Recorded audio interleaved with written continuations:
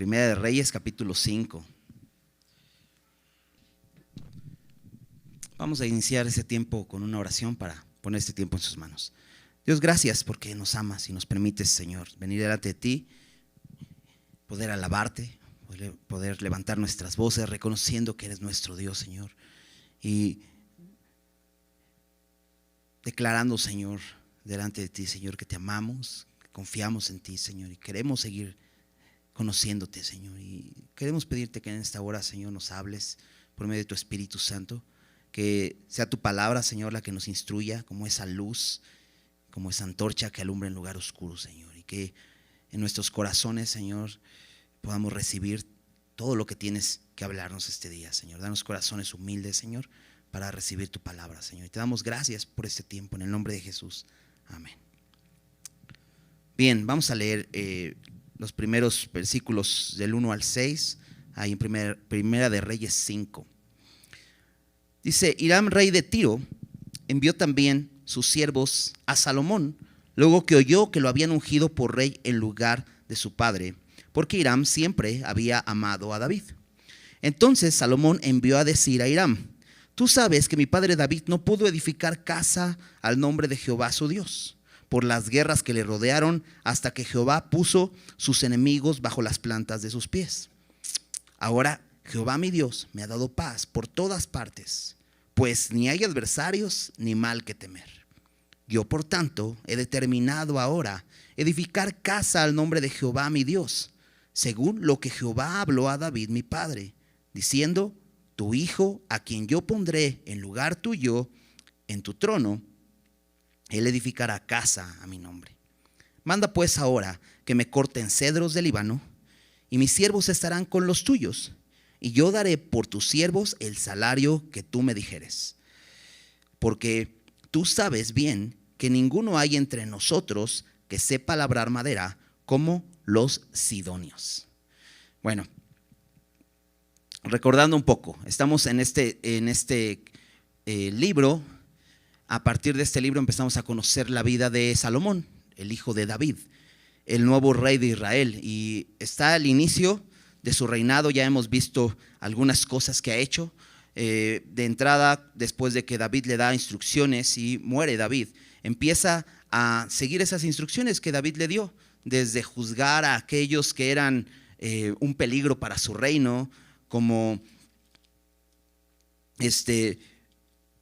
bueno, después de esto lo vimos pidiendo sabiduría, y entonces a partir de ahí empieza a juzgar diferentes casos que había en el pueblo, casos complicados, que esto hizo que el pueblo se diera cuenta que esta sabiduría no era una sabiduría humana cualquiera, ¿no? Porque Salomón en su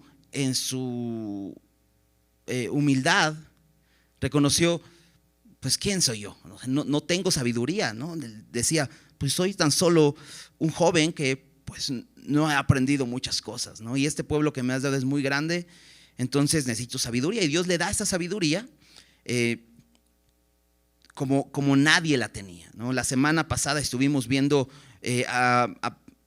además de estos casos que resolvió difíciles, vimos cómo parte de esta sabiduría le sirvió para administrar, para saber nombrar a ciertas personas que iban a estar a su lado gobernando. Nombró a 12 gobernadores, nombró a jefes de estos 12 gobernadores, nombró a secretarios, cancilleres, todo un gobierno que era necesario que tuviera para poder gobernar sobre todo este pueblo, que él decía es un pueblo muy, muy grande, ¿no? Y vimos cómo Dios le dio no solamente sabiduría, sino riquezas y gloria, porque veíamos toda esta opulencia en la que vivía este reino, como estos 12 gobernadores, uno por cada mes, le enviaba una porción grandísima para el cuidado diario del rey.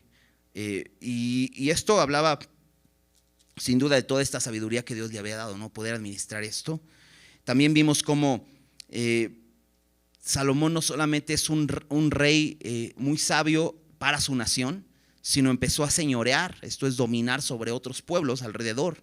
No siendo rey de los otros pueblos, sino teniendo como esa influencia sobre ellos, tanto que todos estos reyes traían regalos ante el rey Salomón y venían a escuchar su sabiduría. Déjame leer el último versículo del capítulo 4. Dice: y para oír la sabiduría de Salomón venían de todos los pueblos y de todos los reyes de la tierra, a donde había llegado la fama de su sabiduría. Entonces el versículo 1 dice: Hiram, rey de Tiro, envió también sus siervos a Salomón, así como otras naciones, también Hiram, rey de Tiro. ¿Quién es este hombre? Porque de pronto de hablarnos generalmente de muchas naciones, de muchos pueblos, se centra en este hombre Hiram. Ya lo habíamos conocido anteriormente en 2 de Samuel 5, ahí conocimos a este hombre, cuando David igual empieza a gobernar sobre, ¿recuerdas? David reinó 7 años en Hebrón, sobre solamente Judá,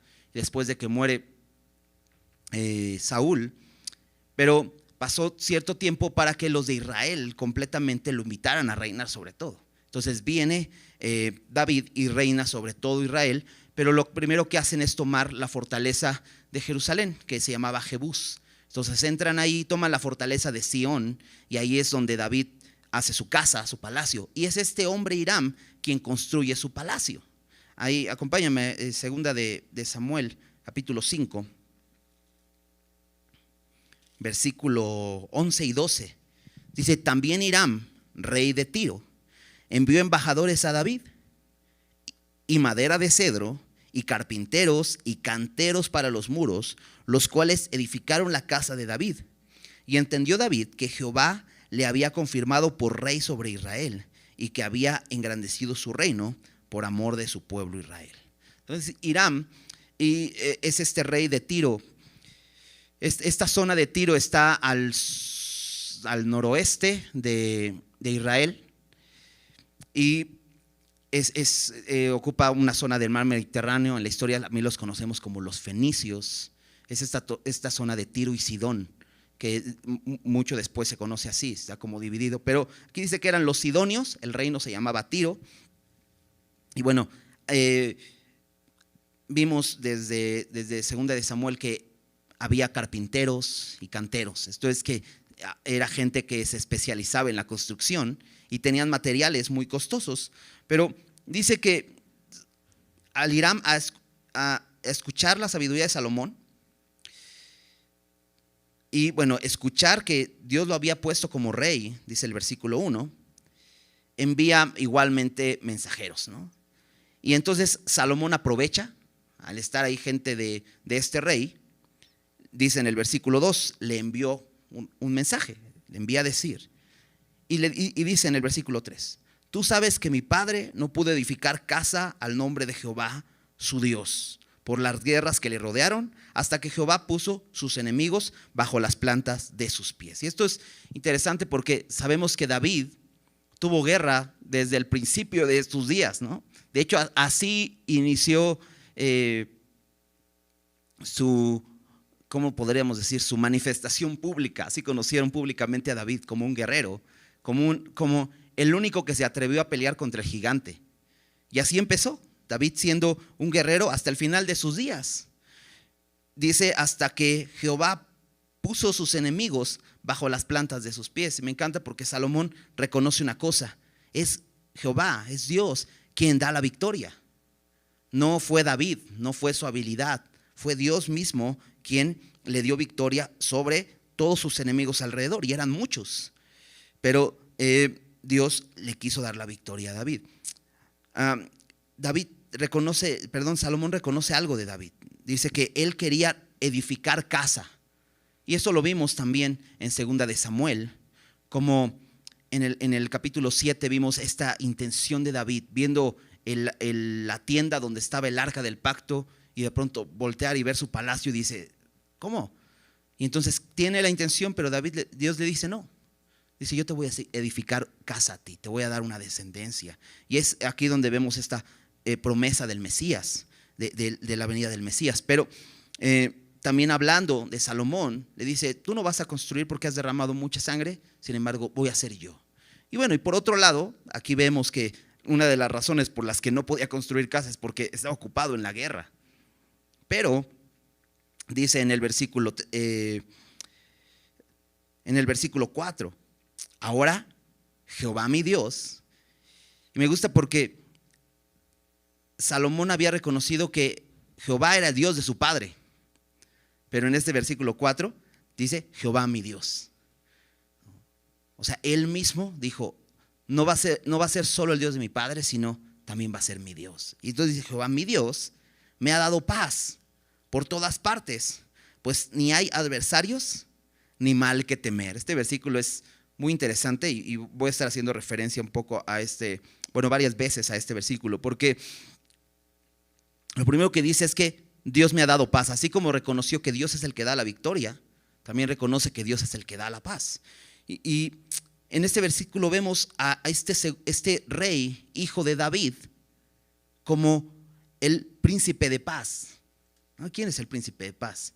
Sino Jesús. Y es que en estos dos versículos podemos recordar que cada uno de estos dos reyes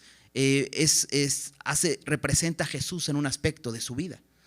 Porque David representa a Jesucristo como el Mesías sufriente. Y recuerdas la vida de David, ¿no? Vivió, a pesar de ser un guerrero y a pesar de haber hecho todo bien al principio, por esto fue mal visto y fue perseguido durante toda su vida. Durante toda la vida de Saúl fue perseguido, ¿no? Por Saúl, que le tenía envidia. Entonces, aquí vemos a Jesús siendo este Mesías sufriente, ¿no? Representado en David, ¿no? Y en Salomón vemos al Mesías reinante, donde hay paz, ¿no? Pero para eso hubo algo intermedio a esto. Y lo dice al final del versículo 3. Dice, hasta que Jehová puso sus enemigos bajo las plantas de sus pies. Esto lo acabamos de ver en los estudios, en las enseñanzas de Hebreos, porque mencionaba también esto, ¿no? Pero, sin embargo, ¿a qué se refiere que puso los enemigos bajo las plantas de sus pies? Pues que David venció. Y sabemos que Jesús venció. Y después de Jesús haber vencido a todos sus enemigos en la cruz, viene entonces la paz. No pudo haber habido paz de parte de Dios con nosotros si Él no hubiera enviado primero a su Hijo a vencer aquello que nos quitaba la paz, que era el pecado. Porque el pecado nos separaba de Dios, y al Jesús vencer el pecado, entonces hoy tenemos paz con Dios. Esto es muy importante siempre recordarlo, ¿no? Y aquí lo vemos en estos versículos. Salomón reconoce algo aquí en el versículo 4. Dios me ha dado paz. Pero fíjate el tamaño de la paz que tenía Israel en ese momento. Dice, ni hay adversarios ni mal que temer. Y esto lo veíamos un poco la semana pasada. Veíamos esta paz y esta seguridad. No solamente que no había guerra, sino dentro de Israel no había conflicto entre ellos. No había mal que temer, ¿no? O sea, podía salir a la hora que fuera a la calle y no había inseguridad, ¿no? Y no había riesgo de una guerra de algún enemigo. Este tipo de paz había en ese momento en Israel. ¿Qué hace Salomón con esa paz que Dios le ha dado? Versículo 5. Yo por tanto he determinado ahora edificar casa al nombre de Jehová mi Dios. Hay una respuesta. Al haber recibido la paz de Dios, entonces Él responde de una manera. ¿Y cuál es? Determinación a hacer lo que Dios dijo. Porque dice, según lo que Jehová habló a David mi padre, tu hijo a quien yo pondré en lugar tuyo en tu trono, él edificará casa a mi nombre. Entonces, Salomón, al recibir la paz de Dios, tiene una determinación: obedecer lo que Dios dijo en su palabra. Porque él hubiera ignorado esto, pero Dios lo dijo. Entonces dice, yo he determinado hacerlo. Y tenía todas las condiciones para poder hacerlo. ¿Por qué? Tenía no solamente recursos, sino tenía el tiempo, porque no estaba invirtiendo su tiempo en pelear guerras, sino ahora podía en este tiempo construir, edificar. Y va a edificar, dice, la casa al nombre de Jehová. Y entonces le dice, esta es la petición que le hace a Hiram: manda pues ahora que me corten cedros del Líbano, y mis siervos estarán con los tuyos, y yo te daré por tus siervos el salario que tú dijeres. Porque tú sabes bien que ninguno hay entre nosotros que sepa labrar madera como los sidonios. Salomón reconoce que los sidonios son especialistas en esto, pero además le pide que sus siervos de Hiram trabajen cortando estos cedros del Líbano. Los cedros del Líbano eran maderas muy finas, maderas muy costosas, y pues para eso debía tener un tratamiento especial. Entonces los sidonios eran especialistas para esto. ¿Cuál es la respuesta de Hiram?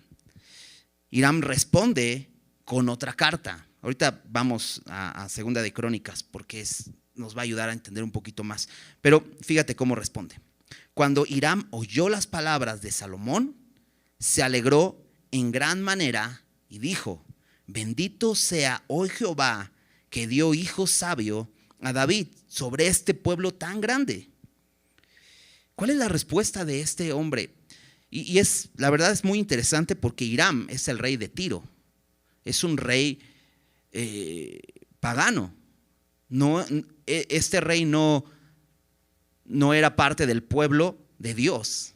Entonces, todos los reinos alrededor tenían sus propios dioses. Entonces adoraban a otros dioses, no adoraban a Jehová. Pero fíjate lo que hace Hiram. Oyó las palabras de Salomón y se alegró en gran manera y dijo: bendito sea hoy Jehová. Y realmente no hay ni aquí en Primera de Reyes ni en Crónicas como algún versículo que afirme que este rey había creído en Dios como su Dios. Realmente no. Por ejemplo, hay algunos reyes, como en el libro de Daniel. ¿Recuerdas a este rey Nabucodonosor? ¿No? En esta historia Daniel narra cómo este rey reconoció a Dios como el único Dios verdadero. Sin embargo, aquí no dice esto, ¿no?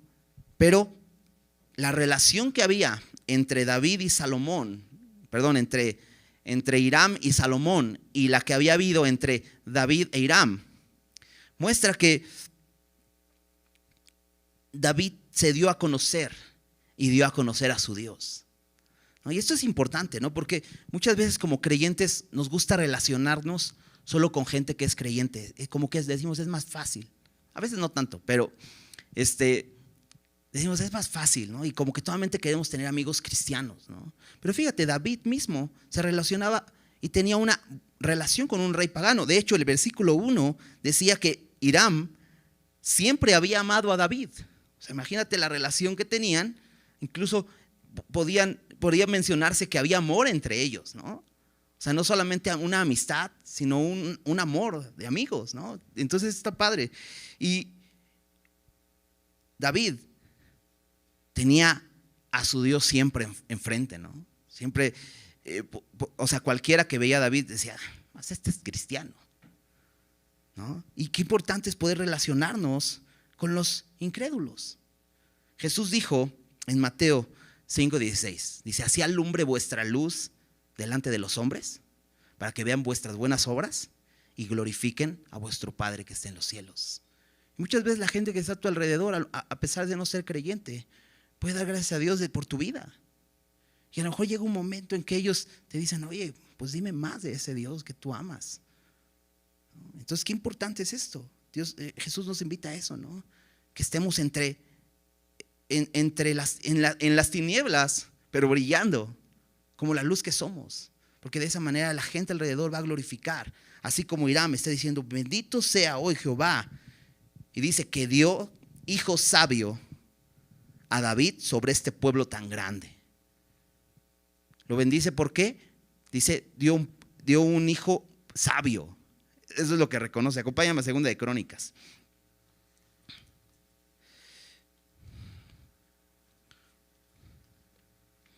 Segunda de Crónicas 2.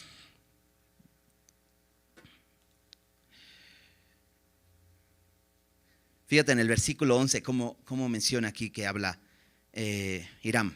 Entonces Hiram, rey de Tiro, respondió por escrito a Salomón. Te decía, era una carta. Primero Salomón envió una carta, luego viene una carta de regreso. Dice, porque Jehová amó a su pueblo. Hiram reconoce que Dios es un Dios de amor. Dice, porque Jehová amó a su pueblo, te ha puesto por rey sobre ellos. Además decía Hiram, bendito sea Jehová, el Dios de Israel, que hizo los cielos y la tierra. Hiram está reconociendo que Jehová es el creador de todas las cosas.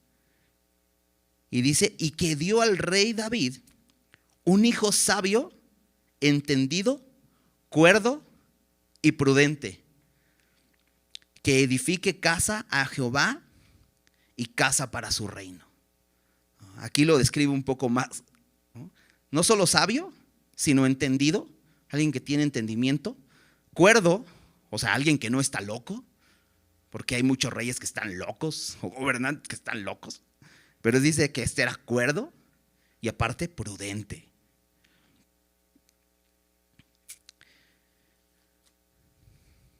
¿Qué puede reconocer la gente a tu alrededor de ti? ¿Puede ver la sabiduría que Dios te ha dado? Por eso dice Jesús, así alumbre vuestra luz delante de los hombres, para que vean vuestras buenas obras y glorifiquen a vuestro Padre que está en los cielos. Sigamos leyendo. Versículo 8. Dice, y envió Hiram a decir a Salomón, he oído lo que me mandaste decir. Yo haré todo lo que te plazca acerca de la madera de cedro y de las maderas de ciprés. Mis siervos la llevarán desde el Líbano hasta el mar, y la enviaré en balsas por mar hasta el lugar que tú me señales.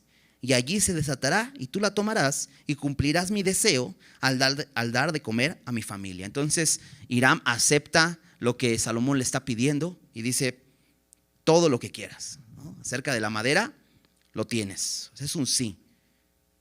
Y no solo eso, dice, también mis siervos te la van a enviar. Y dice la manera, ¿no? Y en ese tiempo era bastante complicado poder trasladarse, ¿no? Por tierra, era más fácil por mar. Y estando ellos cerca del mar Mediterráneo, pues por toda la orilla del mar podía llegar la madera. En Segunda de Reyes dice que llegaba a Jope, que era un puerto, ya dentro del territorio de Israel, y de ahí ya la trasladarían hasta Jerusalén. Entonces dice que la enviarían por mar, la desatarían ahí, y le dice así, y también tú vas a hacer lo que dijiste, vas a dar el salario de mis siervos. Pero Hiram no tiene una intención de hacerse rico con esto. No dice, híjole, de aquí ya me salió el negocio, sino solamente le dice, cumplirás mi deseo al dar de comer a mi familia. Solamente le dice, bueno, solamente invítanos los tacos y nosotros hacemos el trabajo, ¿no? Se lo está diciendo, dale de comer a mi familia. Dio pues, versículo 10, Hiram a Salomón madera de cedro y madera de ciprés, toda la que quiso. Y es que me lleva a pensar algo. Aunque Hiram era rey de Tiro, en esta zona del Líbano, que hoy por cierto es el Líbano, reconoce, vimos en Crónicas, reconoce que Dios era el creador del cielo y la tierra. Entonces me encanta porque Hiram dice, yo te voy a mandar la madera, solamente paga el salario de mis siervos, pero la madera es de Dios. O sea, todos estos árboles no se los está cobrando. Y es parte de reconocer que a Dios le pertenece esto.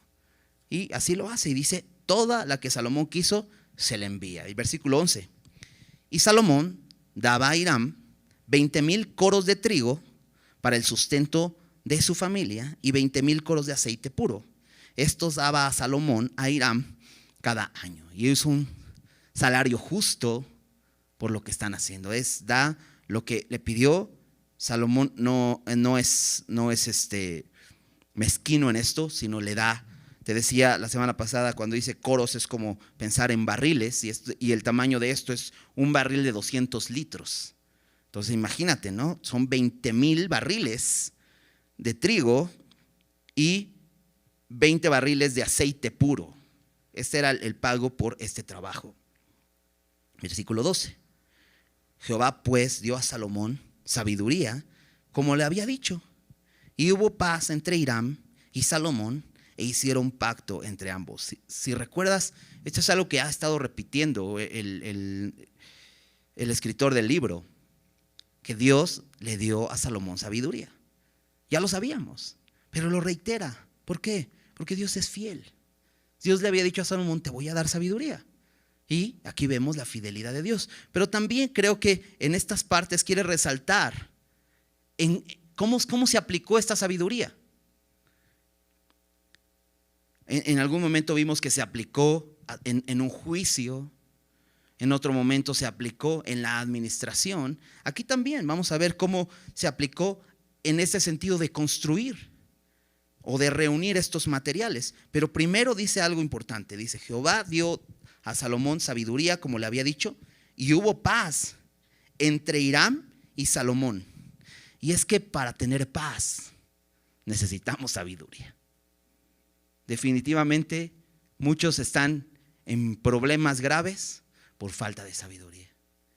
Y Dios quiere que tengamos paz con los demás. Dice Pablo, en cuanto dependa de ustedes, estén en paz con todos los hombres. Y muchas veces es difícil, porque te relacionas con gente con la que no te entiendes, ¿no? No estamos de acuerdo en muchas cosas, pero podemos pedirle a Dios, Señor, dame sabiduría para estar en paz con esta persona, para poder llevarme bien con ella, porque eso te glorifica. Dice su palabra que a paz nos llamó el Señor. Entonces, Salomón se manifiesta esta sabiduría, número 1, en que tiene paz con la gente que hay alrededor de él. Versículo 13. Y el rey Salomón decretó leva en todo Israel, y la leva fue de 30,000 hombres, los cuales enviaba al Líbano de 10,000 en 10,000, cada mes por turno, viniendo así a estar un mes en el Líbano y 2 meses en sus casas. Y Adoniram estaba encargado de aquella leva. Tenía también Salomón 70,000 que llevaban las cargas y 80,000 cortadores en el monte. Y sin los principales oficiales de Salomón que estaban sobre la obra, 3,300, los cuales tenían a cargo el pueblo que hacía la obra. Y mandó el rey que trajesen piedras grandes, piedras costosas para los cimientos de la casa y piedras labradas. Y los albañiles de Salomón y los de Hiram y los hombres de Gebal cortaron y prepararon la madera y la cantería para labrar la casa. Entonces aquí vemos una muestra más de la sabiduría que Dios le dio a Salomón para poder hacer esta obra. Era una obra muy grande, muy compleja, poder traer todos estos árboles, y al final vemos todas estas piedras costosas a Israel, a donde se iba a construir el templo. Entonces dice que Salomón decretó leva. Esto es trabajos para Israel, y convoca a 30,000 hombres. Es una gran cantidad de personas, 30,000 hombres para el trabajo. Y esos 30,000 hombres, dice que los envió, como le había dicho Hiram, te voy a enviar a mis siervos para que trabajen con los tuyos en el Líbano. Pero bueno, esto es parte de lo que Samuel había dicho a Israel, ¿no? Tu rey que pongas va a tomar a tus hijos y los va a poner a trabajar. Y eso es lo que Salomón está haciendo. Sin embargo, Salomón es sabio, porque esto no es una carga tan pesada. Ahora, algo que me gusta de esto es que Dios nos invita a participar de su obra. Y creo que para el pueblo de Israel esto también iba a ser un privilegio, poder ser de estos hombres, de esos 30,000 hombres que participaron en la construcción del templo. En este caso, yendo al Líbano a cortar árboles, ¿no? Como leñadores, ¿no? Como talar árboles. Y además iban a aprender, porque los sidonios eran los buenos para eso. Pero Israel va a ir para allá. Y Salomón hace una estrategia. Dice, para que no sea pesado, dice, vamos a nombrar 30,000. Y entonces iban 10,000 eh, trabajaban un mes allá y luego regresaban, y lo que iban otros, ellos descansaban 2 meses, ¿no? El domingo platicaba con un amigo y en su trabajo trabaja en seguridad privada y me decía, trabajo 12 horas pero descanso 24. Entonces más o menos esto, ¿no? Iban a trabajar un mes y regresaban a sus casas a descansar 2 meses, ¿no? A hacerse cargo de sus actividades de casa, ¿no? A atender sus campos y esto, pero de esa manera participaban. Además, dice que puso un líder sobre ellos y menciona que este líder es Adoniram. La semana pasada vimos acerca de este hombre Adoniram, que estaba sobre el tributo. Y una vez más vemos a uno de los funcionarios del rey siendo un hombre fiel, que se le puede confiar un poco más, porque fue fiel en lo que estaba haciendo. Y está a cargo entonces de estos 30,000 hombres. Versículo 15 dice que también tenía Salomón 70,000 que llevaban las cargas y 80,000 que cortaban los árboles en el monte. Entonces está hablando de 150,000 hombres, una cantidad impresionante, ¿no? Esta es la parte donde Salomón echó mano de los recursos humanos, ¿no? Y tiene mucha sabiduría para esto. Pero ¿quiénes son estos 150,000 hombres? Acompáñame a Segunda de Crónicas nuevamente. En el versículo 17, ahí en Segunda de Crónicas 2, dice: y contó Salomón todos los hombres extranjeros que había en la tierra de Israel, después de haberlos ya contado David su padre. Probablemente está haciendo referencia al censo que había hecho David, pero aquí está diciendo que contó a los extranjeros. Entonces estos no eran israelitas, no eran del pueblo, eran hombres extranjeros, podríamos llamar gentiles, ¿no? Gente que no era del pueblo de Israel. Y dice, y fueron hallados 153,600. 153,600 hombres. Y dice versículo 18, y señaló de ellos 70,000 para llevar cargas y 80,000 canteros en la montaña, o veíamos que eran también cortadores, y 3,600 por capataces para hacer trabajar al pueblo. Todos estos son hombres extranjeros que estaban en Israel. Algunos probablemente que fueron a Israel a refugiarse, que venían de otras naciones. Algunos otros eran de los mismos cananeos que los israelitas no echaron de todo ese territorio, que moraban entre ellos, pero fueron aquí puestos como cargadores y cortadores. Importante también administrar esto. Pero otra cosa que podemos ver aquí es que así como Dios usó para su obra a israelitas, ¿no?, parte de su pueblo, también usó a gentiles, ¿no? Y creo que podemos ver lo que Pablo habla, ¿no?, en Efesios, que de los dos pueblos hizo uno para poder servirle, ¿no? Y por cierto, son mucho más los extranjeros que los de Israel, los que están trabajando aquí. Ok, versículo 16 dice que estos principales de Salomón eran estos 3,600 hombres, ¿no? Acuérdate que eran 153,600, y de ellos mismos tenían sus propios jefes, ¿no? O supervisores, ¿no? Para que todo saliera en tiempo y forma correctamente. Y luego dice que también no solo fue madera, versículo 17 dice, mandó traer el rey piedras grandes, piedras costosas. Más adelante, ya en la construcción del templo, vamos a ver que eran piedras muy grandes, ¿no? Piedras de ancho, estos cimientos tenían como 1,5 metros de ancho, como eran piedras de 6 metros de largo, ¿no? Eran piedras grandísimas para poner el cimiento de la casa. Dice que eran piedras costosas, y no precisamente que fueran piedras preciosas. Sí tenían un costo porque muy probablemente eran piedras muy fuertes, muy duras, que tenían que traer de un lugar muy específico.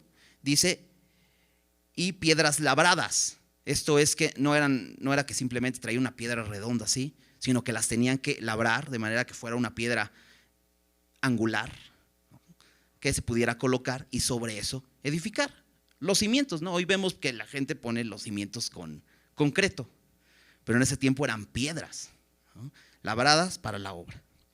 Ahora, termina diciendo que los albañiles de Salomón y los de Hiram y los hombres de Gebal, aquí vemos a otro pueblo también participando en esto, cortaron y prepararon la madera y la cantería para labrar la casa. Ahora, esto del cimiento muestra aún más la sabiduría de Salomón.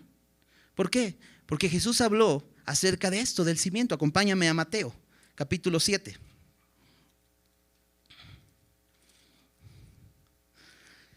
Versículo 24.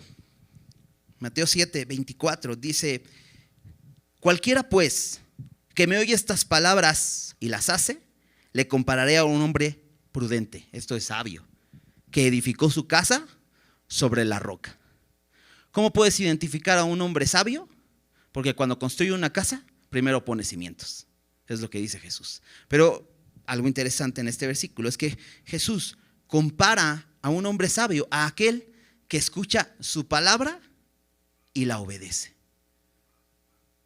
Luego dice versículo 25: descendió lluvia y vinieron ríos y soplaron vientos y golpearon contra aquella casa y no cayó. ¿Por qué?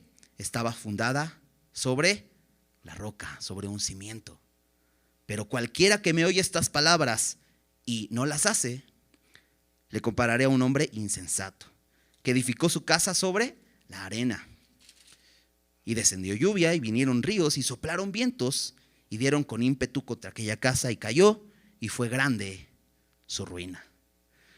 Un hombre sabio se puede comparar con alguien que pone cimiento. Ahora Jesús dice: hay hombres sabios que escuchan y obedecen, pero hay hombres necios que escuchan y no obedecen. Y es que Jesús vino a hablarnos a todos. Pero es que dice Romanos 10:17, la fe es por el oír y el oír por la palabra de Dios. ¿Qué necesitamos para ser obedientes? Fe, creer lo que Él nos está diciendo. Cuando no creemos lo que nos dice, pues terminamos desobedeciendo, ¿no? Yo siempre pongo este ejemplo, ¿no? Por ejemplo, cuando mis hijos estaban pequeñitos y salíamos a la calle, les enseñaba, ¿no? Les decía: no te cruces la calle porque si te cruzas y viene un coche te atropellan. Ellos me obedecieron porque me creyeron. Porque aunque nunca habían experimentado ser atropellados, pero simplemente creyeron y entonces obedecieron. Y así es esto. Cuando nosotros escuchamos lo que Dios nos dice y lo creemos, lo vamos a obedecer. No necesitamos experimentarlo, no necesitamos tener experiencia en el asunto. Simplemente decimos: ok, si tú lo dices, yo lo hago. Pero aquel que oye las palabras y no las hace es un necio. ¿Por qué? Porque aunque Dios está diciendo es necesario poner un cimiento a una casa, porque si no se va a caer, Él dice: no. Y sigue de largo construyendo, invirtiendo sus recursos y su tiempo en construir una casa para que al final venga la prueba y esa casa caiga. Ahora, los cimientos están debajo de la tierra. Cuando tú ves una casa edificada, no estás seguro si tiene cimientos o no. Puedes pasar y ser una casa muy bonita, pero no sabes si tiene cimientos o no. ¿Cuándo sabes si tiene cimientos? Cuando es probada. Y así nuestra vida. ¿Cómo sabemos si estamos fundados sobre la roca? Cuando somos probados. Si tu casa se cae, entonces quiere decir que no tenía cimiento. Pero si tu casa sigue firme, entonces quiere decir que tenía cimiento. Bueno, ¿quién es el cimiento? Pablo dijo: el cimiento es Cristo. Acompáñame a Primera de Corintios, capítulo 3. En el versículo 11, Pablo dice esto: porque nadie puede poner otro fundamento que el que está puesto, el cual es Jesucristo. ¿Quién es el fundamento de tu vida? Si tienes a Cristo, entonces estás en la roca. Y sí, tu casa puede ser tambaleada. Pueden soplar vientos, ¿no?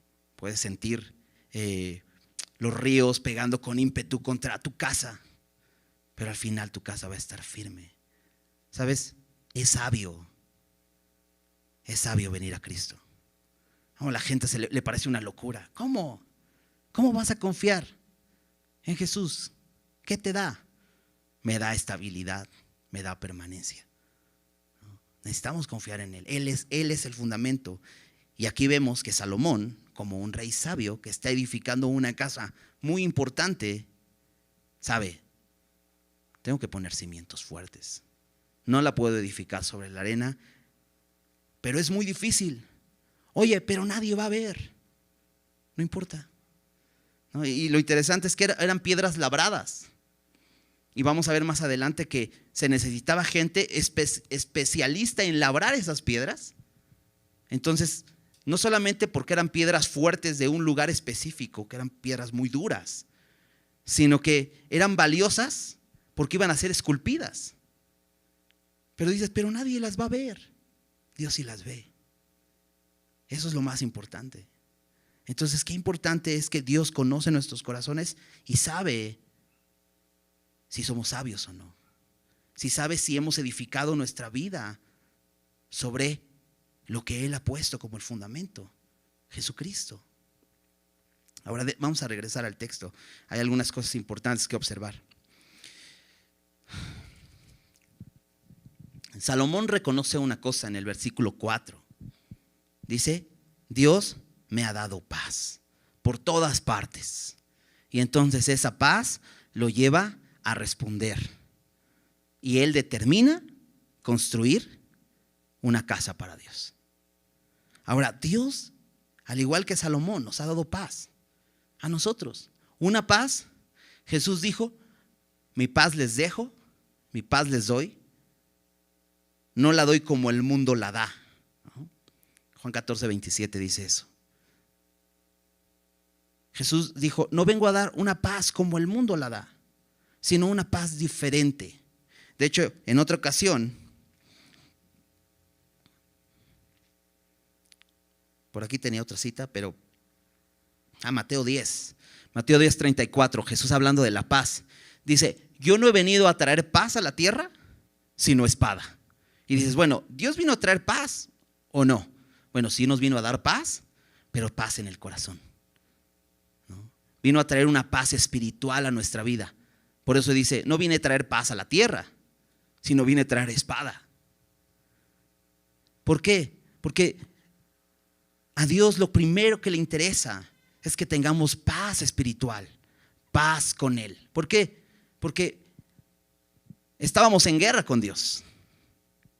Lo contrario a la guerra es la paz. Estábamos enemistados con Dios, estábamos separados de Dios.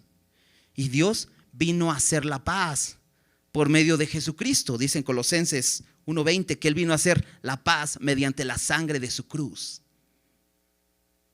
El domingo que estuvimos estudiando Hebreos, veíamos cómo Jesús mismo se hizo hombre para destruir a Satanás y su imperio.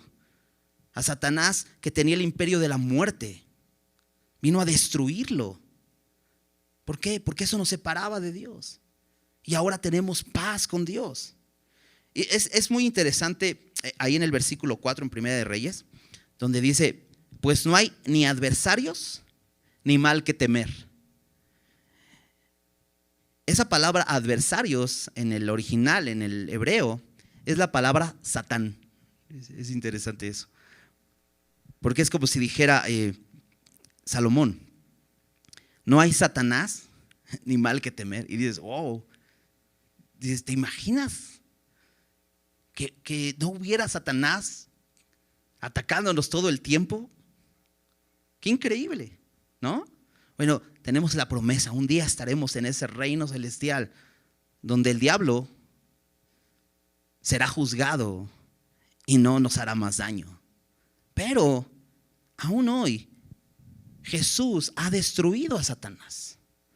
Ahora en Santiago 4 versículo 7 nos dice, sométanse a Dios, resistan al diablo y huirá de vosotros. Porque la Biblia dice que Satanás es nuestro adversario, pero no es un adversario al que tengamos que vencer.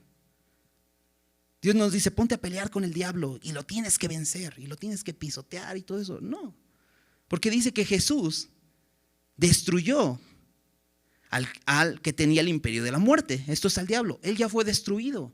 Lo único que dice la palabra es, sométete a Dios y resiste. Aférrate al Señor, aférrate a la fe, resiste al diablo. ¿Y sabes qué termina haciendo? Dice, ya me voy a otro lado. Este cuate nomás no lo doblo.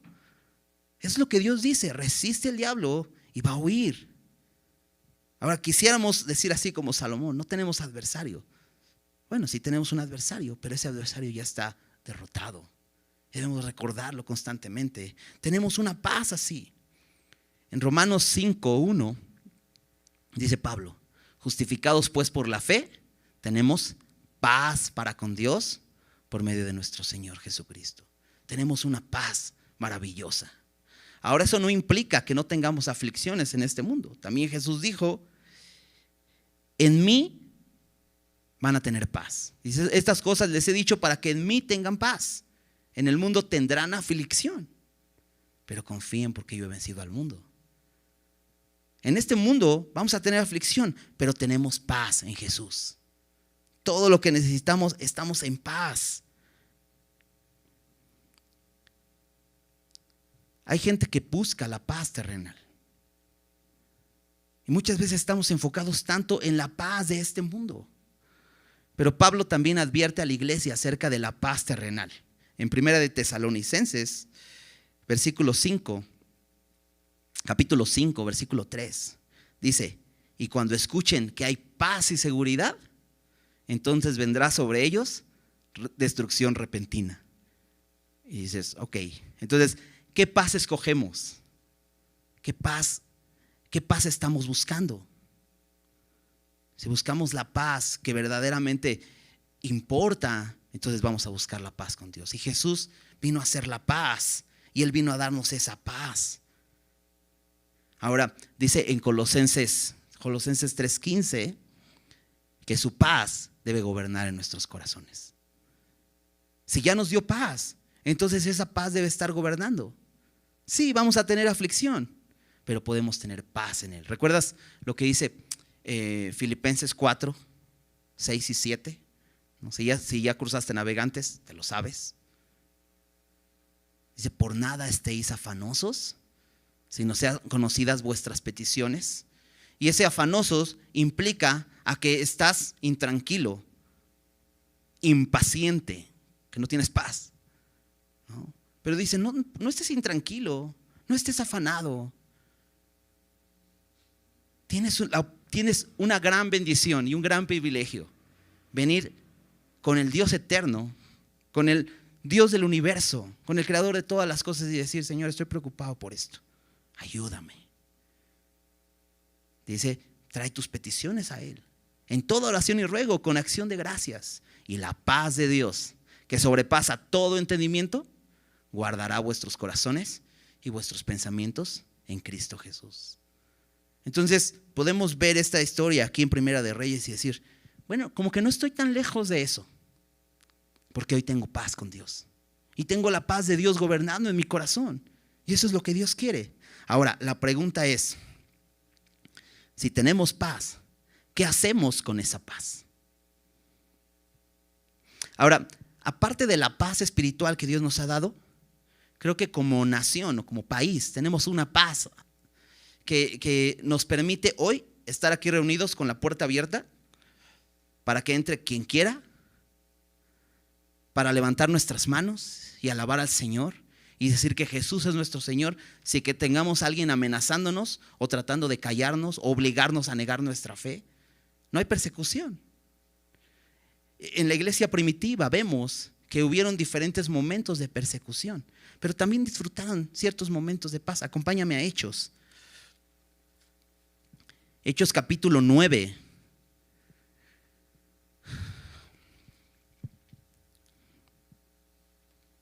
Versículo 31.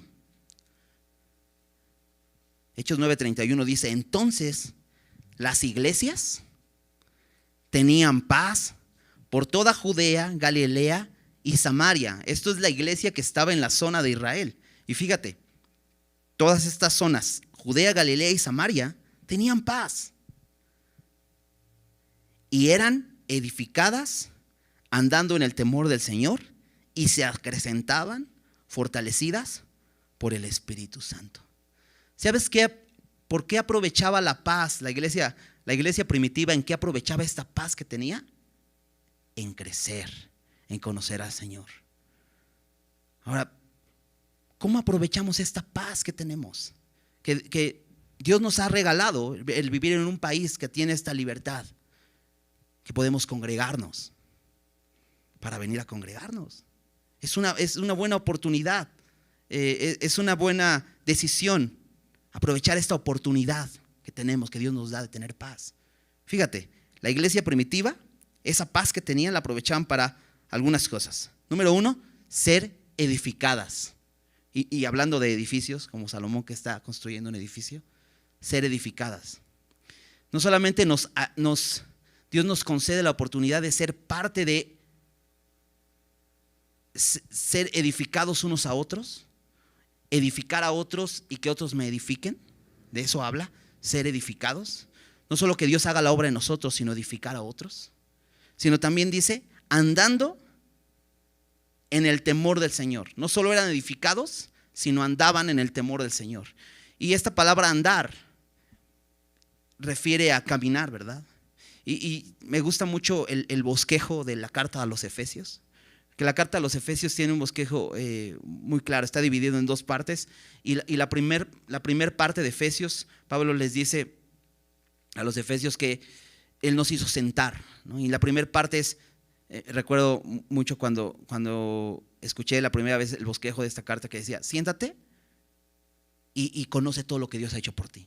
Los primeros 3 capítulos. Y después, a partir del capítulo 4, dice Pablo: les ruego que anden como es digno. O sea, primero siéntate y conoce lo que Dios ha hecho, y después levántate y empieza a hacerlo en tu vida, ¿no? Y me gusta eso, porque la iglesia primitiva era edificada, pero andaba también, dice, en el temor del Señor, y se acrecentaban. Y esto no solamente habla en número, que crecían en número, sino también crecían en fe, crecían en sabiduría, crecían en gracia, fortalecidas por el Espíritu Santo. Y eso es lo que queremos como iglesia, que la paz que Dios nos regala y que de poder tener esta libertad de no ser perseguidos, la aprovechemos en esto, en ser edificados.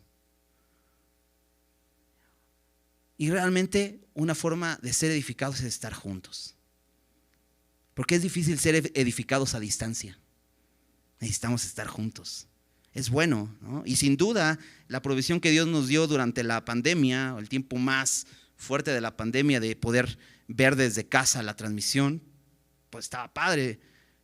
Pero sin duda estar aquí juntos somos mejor edificados. Aprovechemos eso, crezcamos en el Señor, andemos. Y esto de andar es: usa tu tiempo, usa tus manos, usa tus recursos para servir al Señor. Sírvele, sirve al Señor, camina sirviéndole. Y también fortalecidos, crecer siendo fortalecidos. Y hay recursos en la iglesia que Dios ha permitido, que Dios ha provisto para que crezcamos en el Señor, como los discipulados, ¿no? Si tú no te estás discipulando, discipúlate, espera un discipulado y inscríbete al discipulado y crece en el Señor, porque Dios nos ha permitido tener esto para crecer. ¿En qué estás? ¿O cómo estás aprovechando esta paz que Dios te ha dado? Esta paz, te decía, primeramente esta paz espiritual que Dios nos ha dado, el tener paz con Dios, y esta paz que tenemos, esta libertad. ¿Cómo usamos esta libertad? ¿Recuerdas Romanos 8:6? Lo leíamos la semana pasada. El ocuparse de la carne es muerte, pero el ocuparse del espíritu es vida y paz. ¿En qué te estás ocupando? ¿En qué inviertes tu fuerza, tus recursos, y tu tiempo. ¿En qué te estás ocupando? ¿En lo espiritual? Fíjate, Jesús, acompáñame a Juan 6.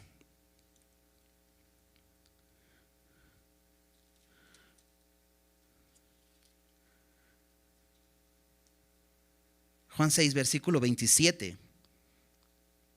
Les dijo a sus discípulos, o bueno, a aquellos que le seguían, y que en este caso aquí en Juan 6 le empezaron a seguir porque Jesús había alimentado a 5,000 hombres en un momento, y empiezan a seguir a Jesús. Y les dice Jesús, ustedes me siguen porque les di pan.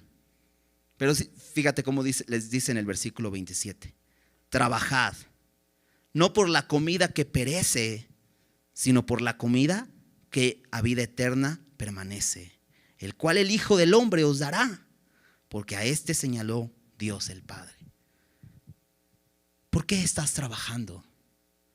¿En qué estás invirtiendo tus fuerzas?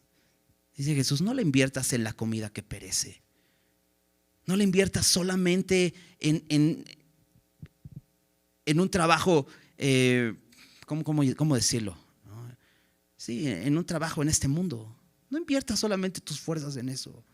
Dice, trabaja por la comida que a vida eterna permanece. Busca al Señor. Tus fuerzas desde temprano, busca al Señor. Que tus fuerzas estén en Él. Acompáñame a Isaías. Isaías capítulo 55. Y tiene un poco que ver con este versículo. En el versículo 1, fíjate cómo dice: a todos los sedientos, venid a las aguas, y los que no tienen dinero, venid, comprad y comed. Venid, comprad sin dinero y sin precio vino y leche. Me encanta porque Jesús nos dice, ven y compra. O sea, quiere decir que sí tiene un costo. Sí, pero dice, bueno, ven y compra sin dinero, es gratis. Ven, yo te comparto. Eso es lo que Jesús ha hecho. Por eso les decía, trabajen, inviertan sus fuerzas en venir a mí. Yo les voy a dar esto que necesitan. Y luego fíjate el versículo 2. ¿Por qué gastáis el dinero en lo que no es pan y vuestro trabajo en lo que no sacia? Es buena exhortación. ¿En qué gastas tu dinero? ¿En qué inviertes tus recursos? Esto es importante. No gastes tu dinero en lo que no es pan. Dice, oídme atentamente y comed del bien, y se deleitará vuestra alma con grosura. Inclinad vuestro oído y venid a mí. Oíd y vivirá vuestra alma, y haré con vosotros pacto eterno, las misericordias firmes a David. ¿Cuál es la invitación? A venir al Señor, a invertir tus fuerzas y tus recursos en Él. ¿Tienes paz? Aprovecha este tiempo, así como Salomón dijo, tengo paz, es tiempo de edificar. ¿Tienes paz? Es tiempo de edificar. Vive para el Espíritu. Ahora Efesios 5:16 dice, miren con diligencia cómo andan. Dice, mirad pues con diligencia cómo andéis, no como necios, sino como sabios, aprovechando bien el tiempo, porque los días son malos. Dices, ¿no? ¿Qué es paz? Pues sí, en este mundo tendremos aflicción, pero tenemos paz en Jesús. Entonces, aprovecha bien el tiempo. Tus fuerzas, tus recursos y tu tiempo puedes invertirlos para Dios. ¿Por qué? Porque Él nos ha dado paz. Y entonces la gente alrededor va a ver y va a glorificar al Padre que está en los cielos. ¿Estás determinado a hacer esto? Es muy interesante, y déjame concluir con esta pensamiento o reflexión. Lo que sucedió el día de ayer, quizá viste las noticias, ¿no? Esta masacre en Estados Unidos, ¿no? Que no es la primera, han ocurrido muchas, ¿no? Y es muy fuerte escuchar eso, ¿no? No sé, niños más pequeñitos de 10 años. Creo que iban 19 niños que habían muerto, ¿no? Dos maestros, por un jovencito que tenía un arma o algunas armas. Y veía una noticia que creo que primero le disparó a su abuela y después fue a esta escuela y mató a todos estos niños. Es terrible, es muy feo escuchar esto, ¿no? Y yo pensaba en esto, es Estados Unidos, ¿no? Y de pronto volteamos y decimos, pues es la nación más económicamente más grande, ¿no? Mucha gente le encantaría vivir ahí, porque dices que están bien económicamente y todo, y dices, pero no tienen paz. Pero han vivido mucho tiempo con paz. Y sabes, esta paz que ha tenido esta nación, y no solo paz, sino riqueza, proviene de que en algún momento tenían la palabra de Dios como algo importante. La tenían en sus escuelas, ¿no? La consideraban, incluso en sus billetes, ¿no? Decía, confiamos en Dios, no en el dinero. Pero después alguien dijo, no, ¿eso qué? Y alguien dijo también, no, saca la Biblia de la escuela, no necesitamos eso. Y hoy están cosechando. ¿Te acuerdas que Pablo dice en Gálatas, ¿no? Pues el que siembra para la carne, de la carne segará corrupción. ¿Qué hizo esta nación en este tiempo que Dios les dio paz? ¿En qué invirtió sus recursos? ¿En qué invirtió este tiempo de paz? Y volteas y dices, pues lo invirtió en cosas que nos sacian.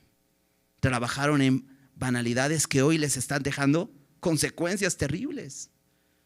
Escuchar esto es terrible. Ahora, si Dios nos ha dado paz a nosotros, tanto como iglesia, como individualmente, ¿en qué estamos invirtiendo nuestro tiempo de paz? ¿En las cosas de la carne o en las cosas del espíritu? Porque los que son de la carne piensan en las cosas de la carne, los que son del espíritu en las cosas del espíritu. Hace rato te decía, una casa, sabes que tiene buenos cimientos después de que es sacudida, ¿no? Y cuando nosotros somos probados, podemos comprobar si estamos edificados sobre la roca.